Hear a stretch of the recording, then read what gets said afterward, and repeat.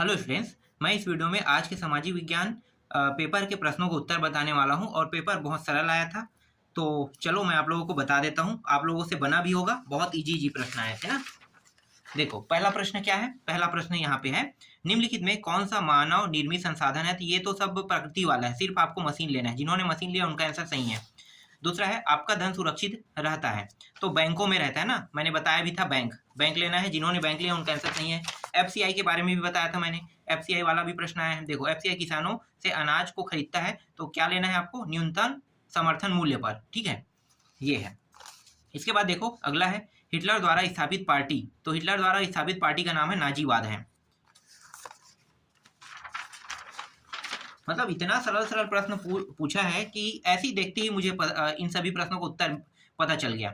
लोकतंत्र की सफलता निर्भर करती है नागरिकों की विवेकपूर्ण सहभागिता पर। ये दोनों ऑप्शन गलत है, जिन्होंने भी लिया होगा उनका गलत रहेगा ना, क्योंकि विवेकपूर्ण सहभागिता रहेगा, सभी की सहभागिता रहेगा, तभी क्या होगा, लोकतंत्र सफल रहेगा ना।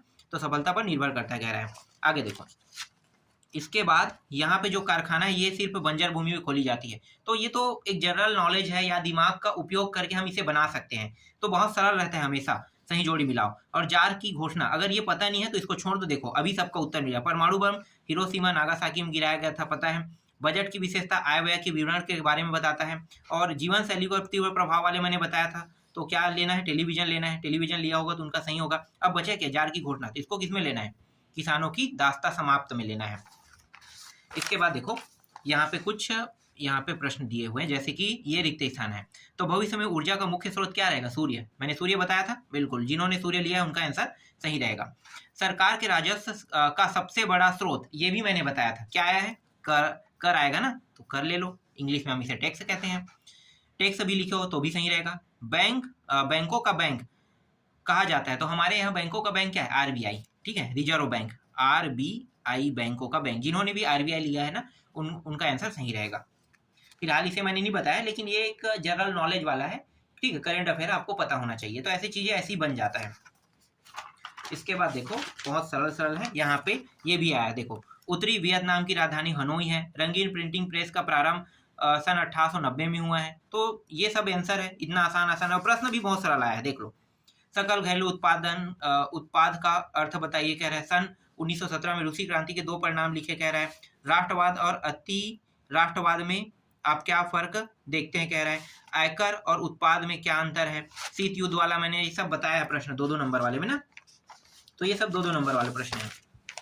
इसके बाद देखो, पहले आम चुनाव की 3 खास बातें बताना है। तो ये तो सरल प्रश्न है। ये क्या अदृश्य भूख देश के विकास में बाधक, अपने विचार दीजिए, कह रहा है। सूचना के अधिकार से मिलने वाली 3 लाभ लिखे। सरल सरल है ये। वैश्वीकरण में श्रमिकों के जीवन को किस प्रकार प्रभावित किया है। मतलब ये सब प्रश्न बना होगा, बहुत सरल है, बहुत ज्यादा। और इसी तरह से देखो यहाँ पे हिटलर की विदेश नीति, इन दोनों में से मैंने एक प्रश्न शायद बताया आप लोगों को, टिक कराया ना, टिक में है। ठीक है, इटली में मुसोलिनी के उत्कर्ष की 4 कारण लिखिए, कह रहा है। यहाँ पे जनसंख्या विस्फोट समाज के लिए घातक कैसे समझाइए। जनगणना से कौन कौन से आंकड़े प्राप्त होते हैं, ये सरल है। इसके बाद प्रथम विश्व युद्ध के किन्हीं 4 कारणों को उल्लेख कीजिए, कह रहा है। और ये वर्साय की संधि के प्रमुख शर्तें, कह रहा है। भूमि प्रबंधन के लिए कौन कौन से तरीके अपनाए जा सकते हैं, उल्लेख कीजिए। और यहाँ पे ये भी देख लो, ये भी है। ठीक है, सबसे सरल तो ये होता है। मात्र क्या बताना, इसमें चिन्ह तो बताना है ना। तो मिट्टी का उपयोग बता रहे हैं। कुम्हार किसके लिए, किसान। मूर्तिकार गांव की महिला किसके लिए करता है।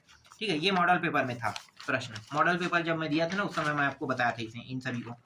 बहुत सारे प्रश्न इस बार मॉडल पेपर से, सबसे ज्यादा मुझे लग रहा है कि मॉडल पेपर से पूरा उठा दिए प्रश्न, ऐसा लग रहा है इस बार के में। तो देखो, ग्रामीण अधिवास और नगरीय अधिवास की तुलना कीजिए, कह रहा है।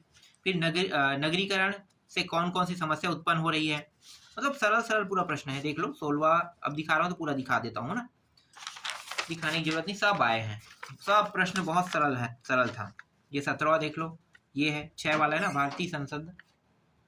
भारतीय संसद के कार्यों एवं शक्तियों का वर्णन कीजिए, कह रहा है। ये है। और इसी तरह से 18वां प्रश्न देखो, मतदान प्रक्रिया, कह रहा है। कुछ मतदान किन कारणों से नहीं करते हैं। मतलब इतना सरल प्रश्न आया कि सब बना होगा मेरे हिसाब से।